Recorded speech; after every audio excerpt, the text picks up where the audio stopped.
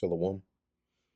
First and foremost, I want to give all praises, honor, and glory to Yahweh, Bahasham, Yahweh Shai, Bahasham, Racha Kudash. Double honors to the elders and the apostles of Great Millstone, and peace and blessings to the elect. And today we're going to go into the book of Numbers, the 5th chapter. And the Lord Yahweh spake unto Moses, saying, Command the children of Israel that they put out of the camp every leper, and every one that hath an issue, and whosoever is defiled by the dead.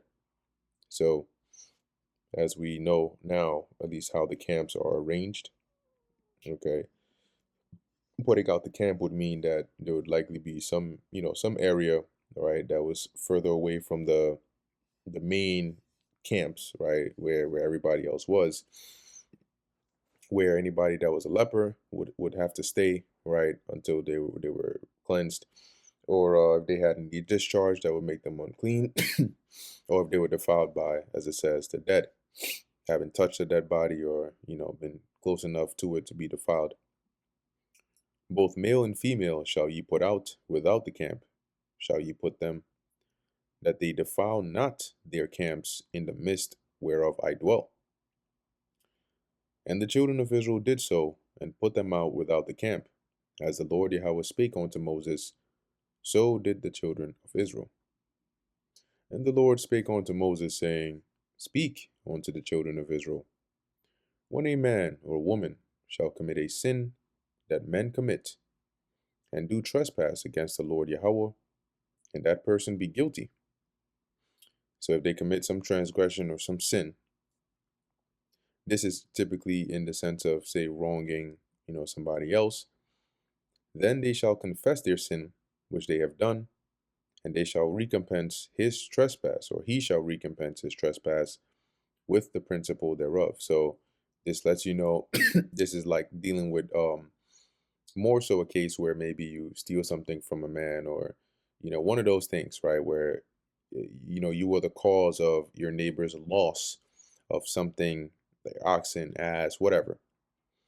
Then, as it says, you're going to recompense it with the principal thereof, and add onto it the fifth part thereof, and give it unto him against whom he hath trespassed. So if it's an ox, you would give the recompense it, right, the principal, meaning the full amount of that ox, whether it's another ox in itself, and a fifth part, right, an additional 20% on top of that. But if the man have no kinsman to recompense the trespass onto, let the trespass be recompensed unto the Lord. So this is handling a case where you wronged somebody, and let's say by the time it was found out, and you're now about to recompense onto them, they're not alive anymore, and they don't have any close relatives or anybody where you can recompense or give this amount back to. Then this amount would go to the Lord, all right, as it says here, even to the priest, beside, right, not counting or in addition to the ram of the atonement, whereby an atonement shall be made for him, because the person who transgressed now needs to have an atonement made for them. And every offering of the holy things of the children of Israel, which they bring unto the priest, shall be his. So anything they come to offer unto the Lord, where it becomes holy, right, it becomes dedicated to the Lord, they would, when it's dedicated to the Lord or it's holy unto the Lord, it becomes use for the priest. And every man's hallowed things shall be his. Whatsoever any man giveth the priest, it shall be his.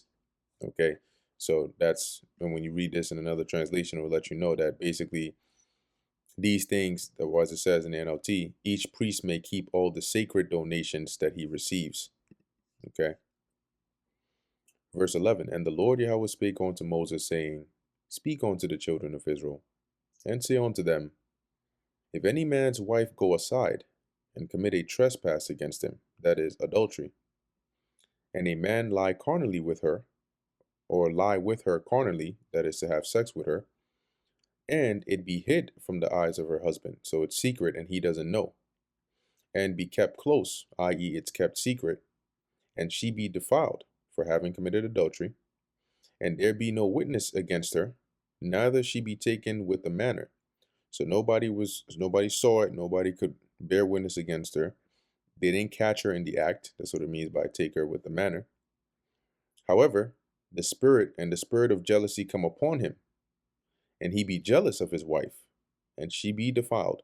So maybe she's moving a certain way. He starts to become suspicious. He starts getting suspicions and whatnot. Then it says, or if the spirit of jealousy comes upon him, and indeed she has committed adultery, or if the spirit of jealousy comes upon him, and he be jealous of his wife, and she be not defiled, right? Because maybe he suspected, or he just had that spirit, but his wife hadn't done anything. Regardless of the case, if the spirit of jealousy comes upon a man, then shall the man bring his wife unto the priest, and he shall bring her offering for her, the 10th part of an ephah of barley meal.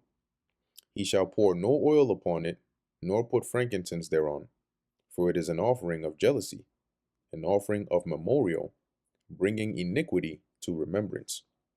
So this kind of offering is, when it says bringing iniquity to remembrance, meaning the thing that was done secretly is now being brought back up again. And that's what this ritual, or this offering, would be the use of.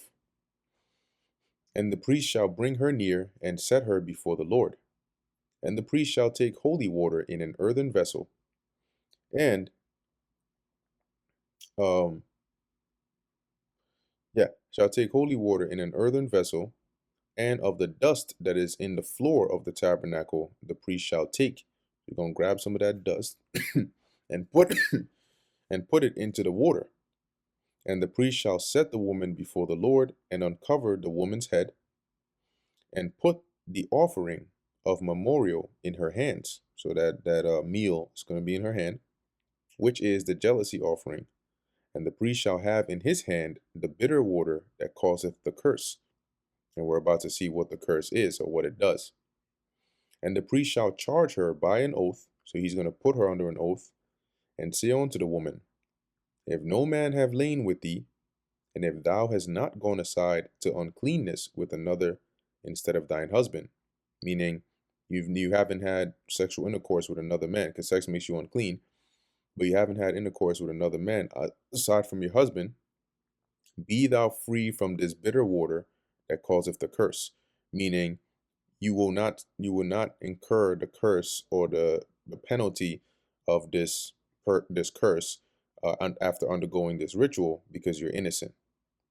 But if thou hast gone aside to another instead of thy husband, and if thou be defiled, and some man have lain with thee beside thine husband, then the priest shall charge the woman with an oath of cursing, and and the priest shall say unto the woman, the Lord make thee a curse and an oath among thy people, when the Lord doth make thy right thigh to rot, and thy belly to swell. So this would be the curse that will happen to you if you are indeed guilty.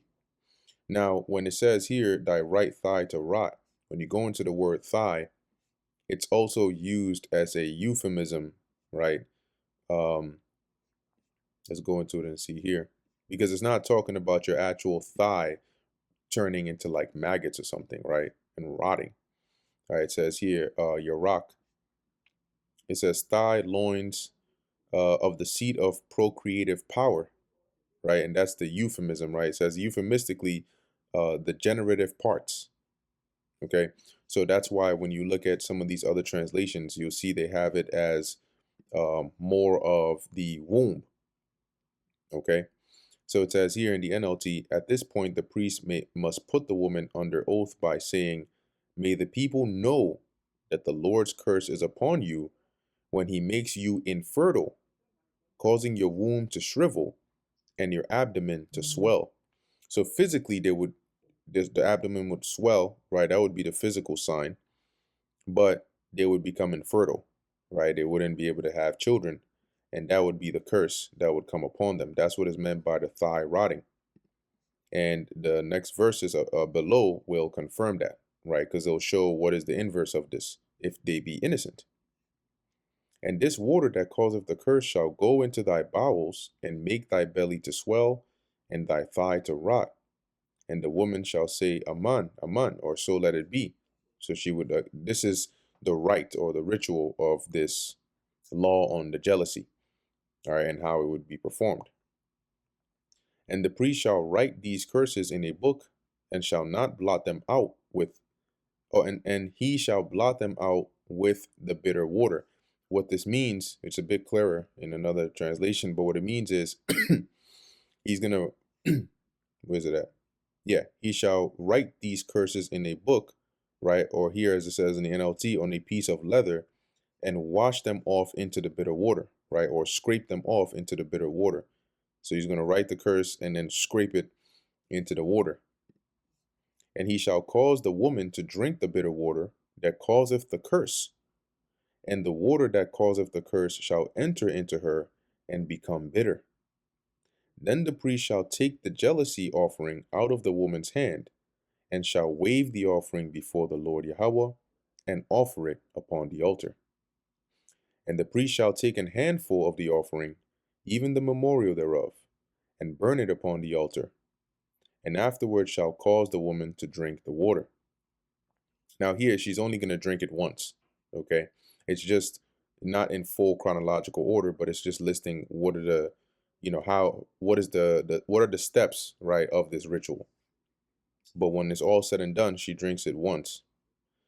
And when he hath made her to drink the water, then it shall come to pass that if she be defiled, so if she has committed adultery, and have done trespass against her husband, that the water that causeth the curse shall enter into her and become bitter, and her belly shall swell, and her thigh shall rot, and the woman shall be a curse among her people. So everybody's going to know, yeah, she committed adultery and now she's infertile. She's barren. She can't have children, and look at her belly. And if the woman be not defiled, but be clean, so she's innocent, then she shall be free and shall conceive seed. Okay. So it's telling you, if she's innocent, she's not going to undergo the curse, meaning now she would be able to have children. She will be able to conceive seed. So she'll be fertile. And that's what lets you know what the curse is, that she would become infertile. Hence the thigh rotting. This is the law of jealousies, when a wife goeth aside to another instead of her husband that is, or and is defiled. All right. So this law is there in the case that the man can't prove it, but he has a suspicion. This would be the way to handle that case. Or when the spirit of jealousies cometh upon him, and he be jealous over his wife, and shall set the woman before the Lord Yahweh, and the priest shall execute upon her all this law. Then shall the man be guiltless from iniquity, and this woman shall bear her iniquity, right? Because then it's known, one, he didn't cause her to commit adultery, right? He wasn't the cause. He was innocent. He didn't know. But also, two, you wouldn't have cases where he just accuses his wife of committing adultery. You can't get to the bottom of it, and then maybe she's innocent, but then say because it's her man saying it, she's put to death, or whatever the case is, right? Those complications don't arise because it's handled in this matter. And that brings us to the end of the book of Numbers, the 5th chapter. Lord willing, that was edifying to the elect. In closing, I want to give all praises, honor, and glory to Yahweh, Bahasham, Yahweh Shai, Bahasham, Rechak Kodash. Until next time, Shalom.